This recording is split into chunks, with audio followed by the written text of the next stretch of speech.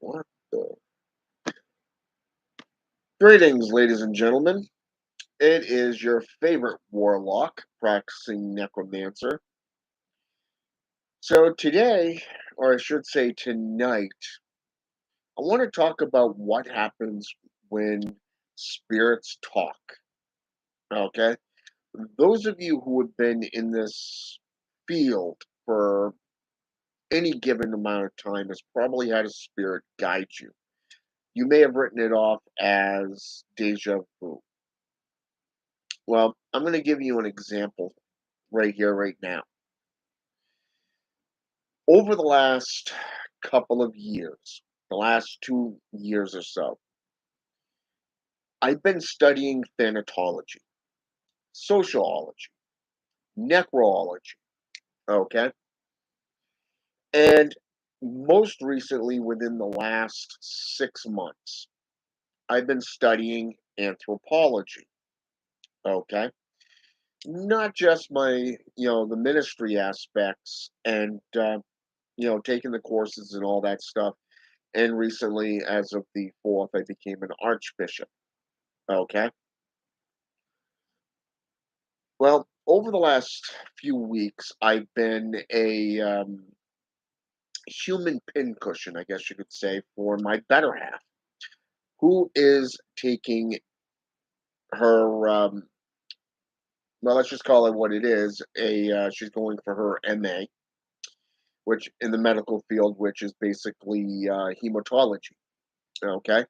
For those of you who do not know what hematology is, think it's what they phlebotomists basically. It's what they do when they take blood from your veins and everything. They do everything from urine tests to bringing out, doing blood draws and stuff like that. So in the old days, this was associated with blood magic, hemomancy, and blood, a lot of other names that I'm not going to get into. So tonight was one of those nights. It was kind of funny because I've been going to this course, this class now for about 3, maybe 4 weeks, you know, here and there. Um, I'm thinking more closer to about 3 to 4 weeks. And it's been kind of interesting because I'm also learning the different methods that they use in the medical field for drawing blood.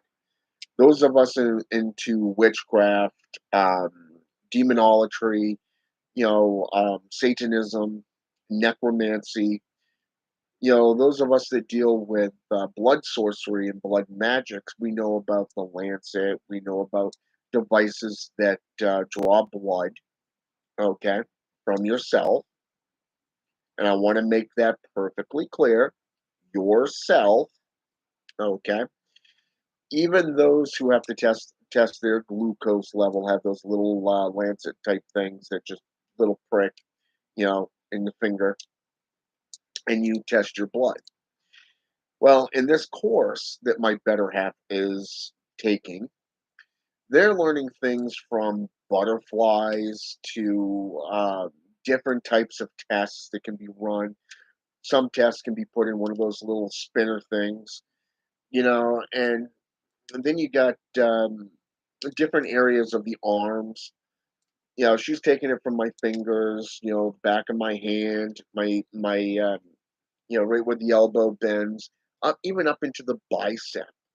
Okay, and she's used different devices to do every single one of these. So tonight, it was kind of funny because of the fact that I always pay attention to what the teachers are saying. The teachers telling her class and everything, and plus what I've learned personally. So, and as you could probably guess, I love blood sorcery. Okay, I love it. It's one of my favorite techniques in magic to use because it enriches your spells. It enriches the potency of your spells. Okay, but also when you are making a blood pact with a spirit, guess what? You're signing your name in blood. But there's a lot of things that you can do with your own blood, and this deals with hemomancy, bloodletting, and phlebotomy, even in this case. And I didn't realize just how close all these practices were until I started attending this course. For the lab work aspect of it, for my better half to do this on me, and even her classmates, you know, come over and do my blood, taking the BP, the blood pressure. They're dealing with the feeling of the veins and, different techniques and learning how to draw blood. Okay. So, I mean, I got no problems. Last Thursday, I had this, what is it? Let me see where it is. Okay, right here. This vein right here, one of her classmates mates actually blew the vein. And I said, don't worry about it. Little ice, it goes away. You know what I'm saying? And guess what? The vein heals, give it a week, it'll be mostly healed. Give me 2 weeks and it'll be right as rain, you know? And it's funny because even the teacher looked at my hand and said, it's amazing how fast I've healed from last Thursday. It's only been a week, so it's really awesome to see all this. And my the teacher was saying, talking stuff and trying to remind her students of certain things. And I just happened to, out of the blue, just spoke up and said, repeated something that she had said. And she just looked at me like, very impressive. I'm a civilian, I'm not in the medical field, I'm not in her class. And when the spirits guide you to certain things, because I've been being guided quite heavily lately from different spirits that I've been working with over the last few weeks. So tonight, when we were leaving, even my better half looked at me and said, you're getting very excited about this course and very engrossed in it. Have you thought about getting into this and actually getting your degree in it? And it's like, you know, I never thought about that because this was her class. I was just the human pincushion, you know? So who knows? Maybe this is a sign that the spirits are guiding me to the next step, because one of the things that I've been dealing with within my own practices, in my own studies and workings with the spirits that I work with, is vampiric magics, blood magic, sorcery within, with working with blood. And so, I mean, since I'm getting engrossed in this class anyways, why not do that? Who knows? Maybe down the road I'll actually take it.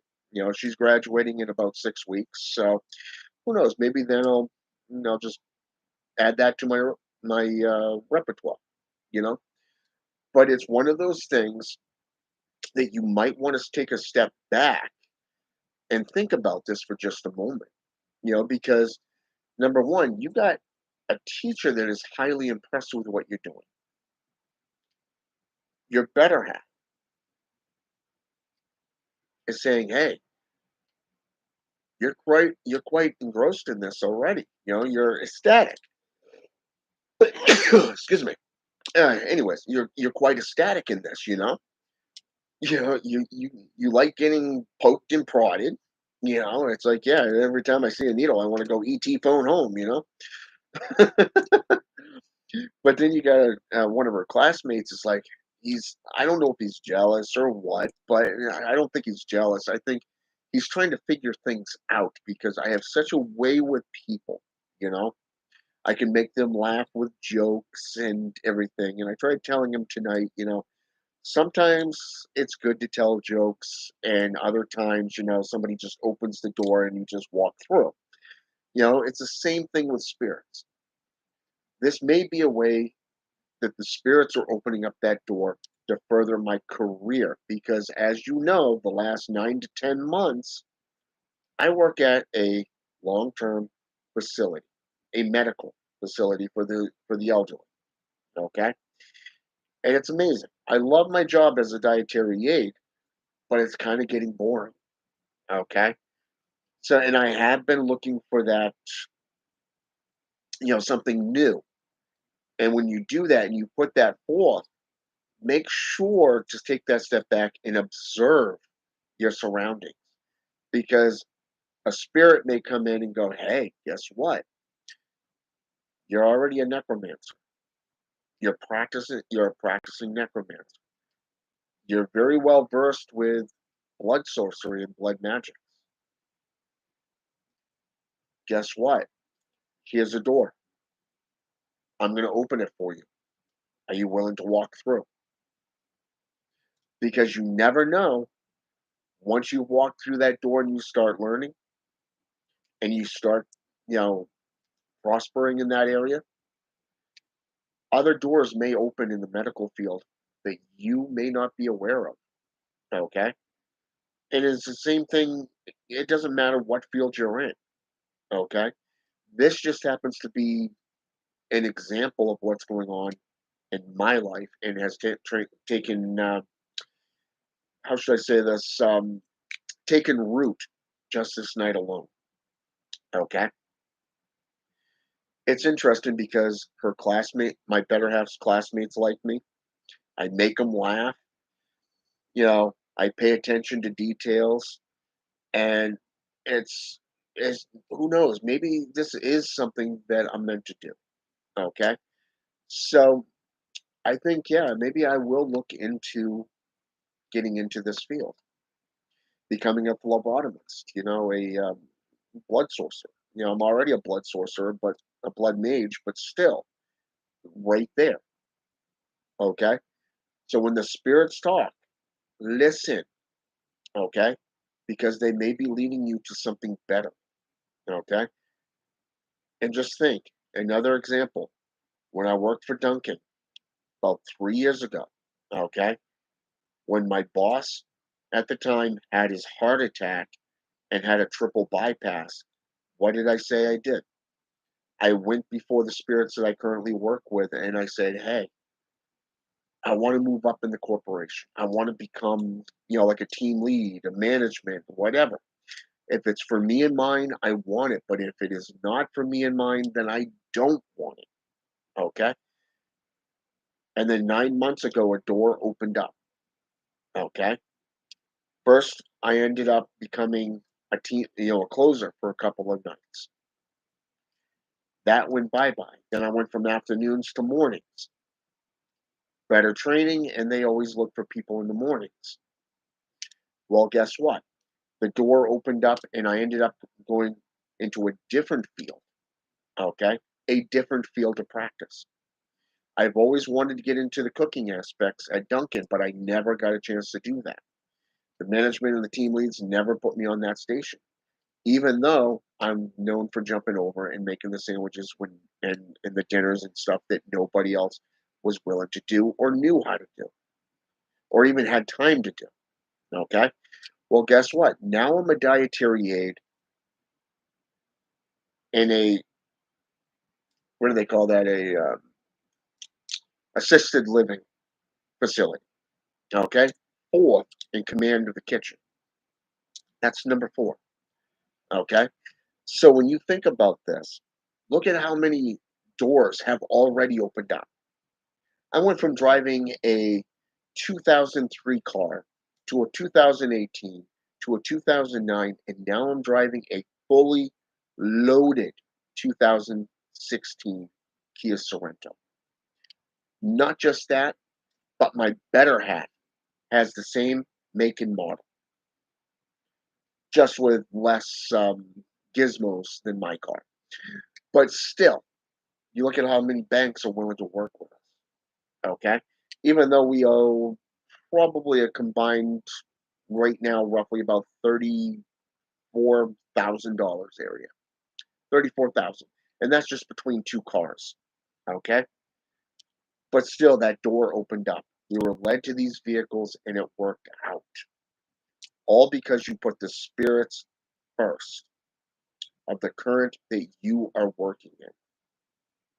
All right? So when they speak, listen. Listen to what they have to say. They may not always talk to you. They may just simply give you that opportunity, like tonight. Not one, but two people for this type of work. And that's an MA position. Yeah, that's the example right there of what can happen when you apply the spirit's needs before your own. When you put them forth first, let them guide you, work with them, put in the time, dedicated, committed, do the work, align yourselves with them, and work with them. You see, they'll work with you too. A lot of times you'll find these spirits are willing to work with you to better your way as long as you better their agendas. Okay?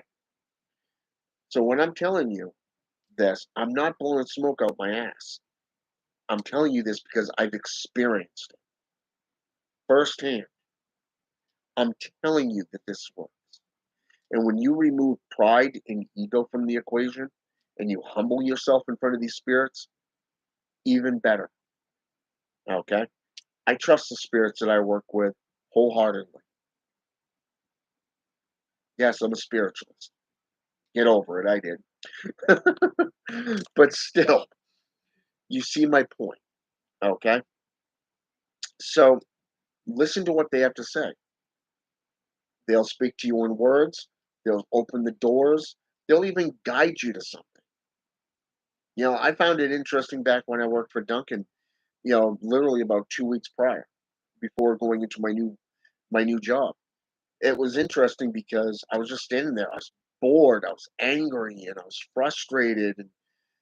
And even my own apprentice, had noticed that my mood has changed since going into this new line of work.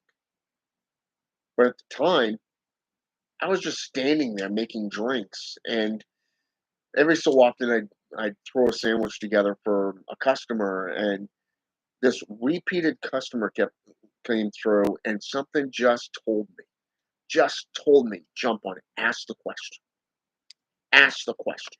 put the question forth. And you know what? She looked right at me and said, "We trained for most of that right in house," which means I could be working there and being trained to be a thanatologist. I could be getting my training as a thanatologist right there. That means CNA work. That means hospice type work. That means taking a number of different things, including working towards, say, one of those med techs and stuff like that. Just moving up the way. Even and it's funny because right there, I just named up three things what a thanatologist is responsible for. You're working with the patients, you're getting to know the patients, the residents, and you're studying death and dying at the same time.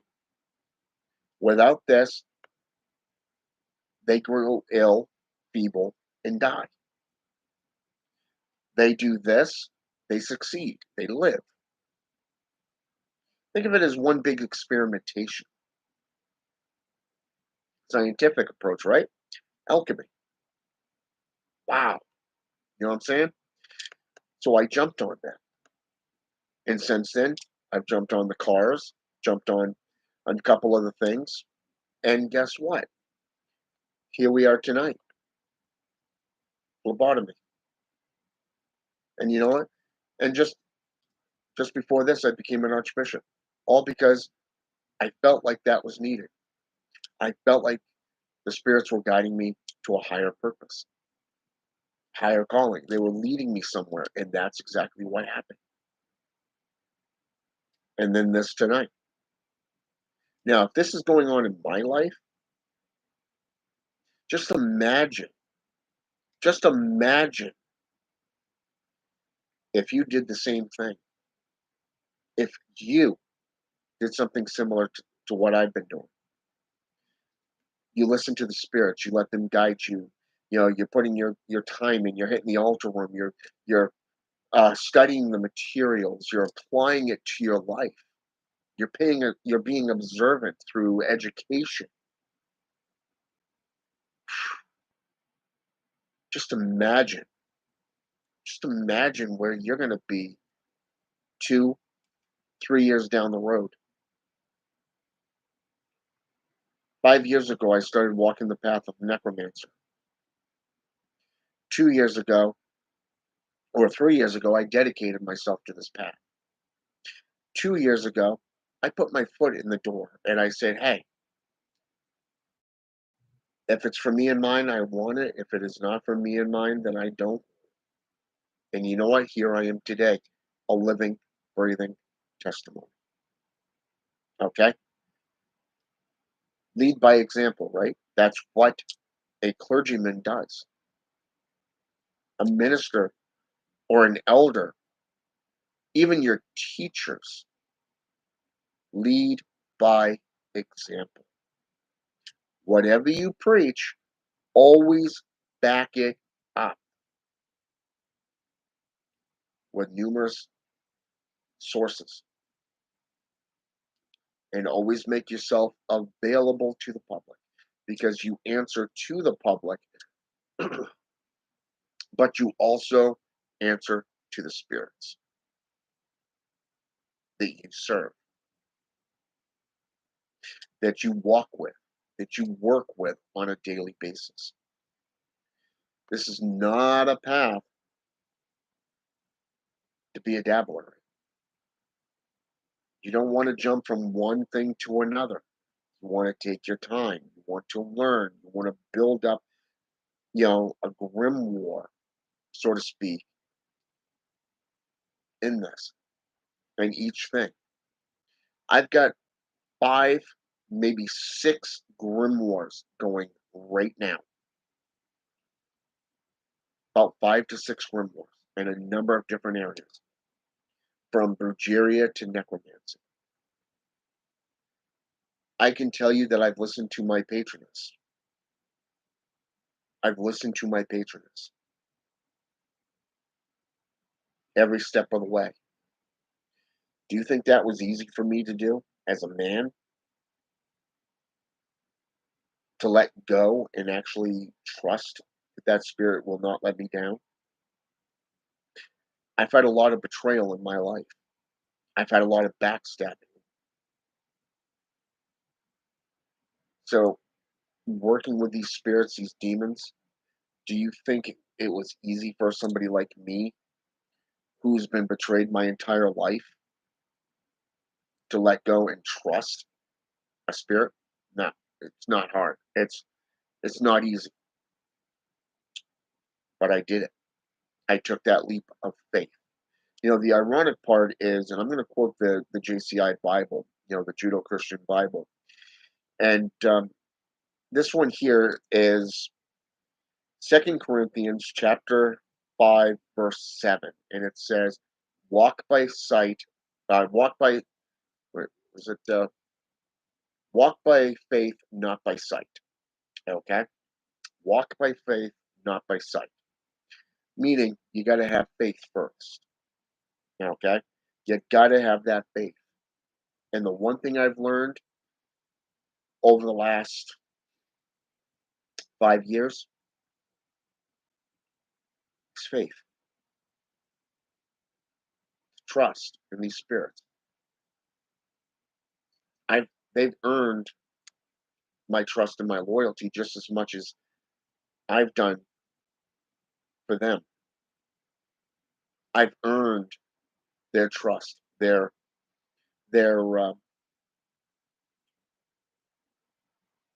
respect, so to speak. Okay, this is something that you have to do. This is not something that you can go, okay, I'm just going to jump into the system and go, okay, I'm going to work with the spirit. No, you got to build up that relationship. You got to make that contact. You got to to build the relationship and get to know the energy. You got to work with that spirit to identify that spirit when it comes to you, when it puts something forth. On top of that, it also would be wise to behoove yourself into having a teacher, so to speak, in a tradition, so you actually get a firm foundation underneath you. I can tell you that my teachers in necromancy, you know, they're wise to do what they do as elders. They're my elders,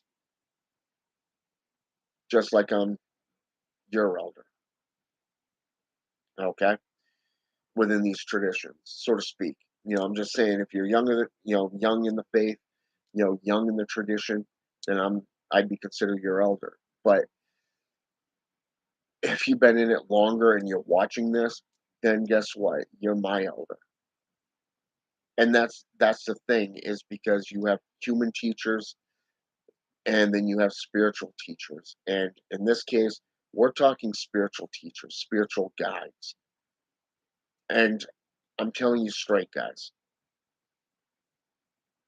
pay attention to your surroundings. Pay attention to the doors opening up.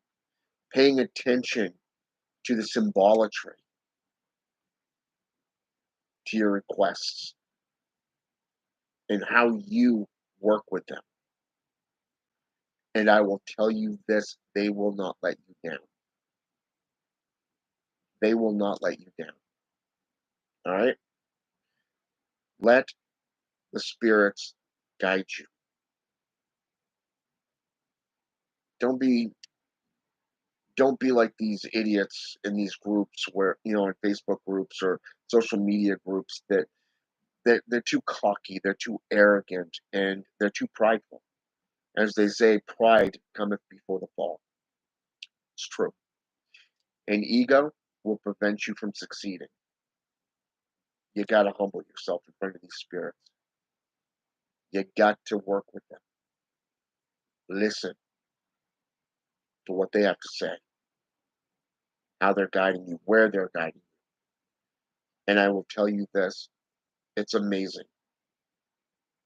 See where I was 5 years ago to where I'm at today?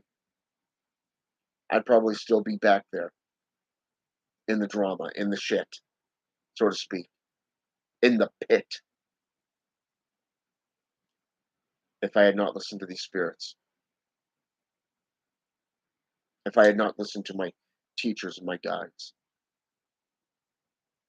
And I'm telling you, I've come a long way. My world has come a long way. My family has benefited in a lot of different ways because I've chosen to get rid of the pride, to get rid of the ego, and to trust these spirits with a humble heart.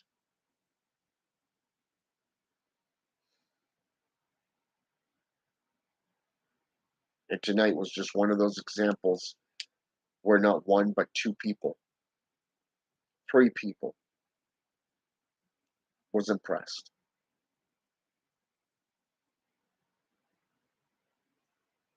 Who knows what the future has?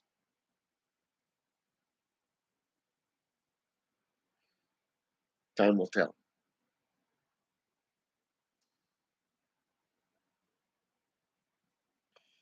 This is Harley, by the way.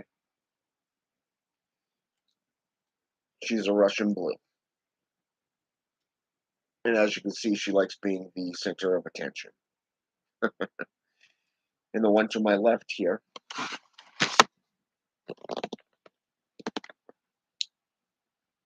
that's right, baby girl. She's a lilac Siamese flame point mix little girl. That's my Bella. She's my first familiar, and she's been with me for about 9 years now.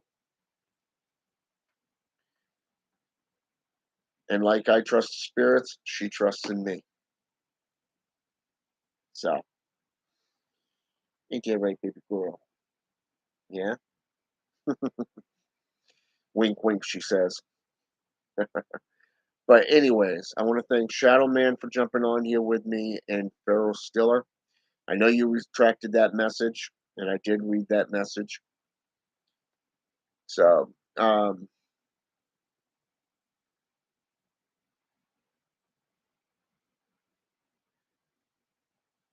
that would do it, especially if you have the follicles still attached to it. So, just saying.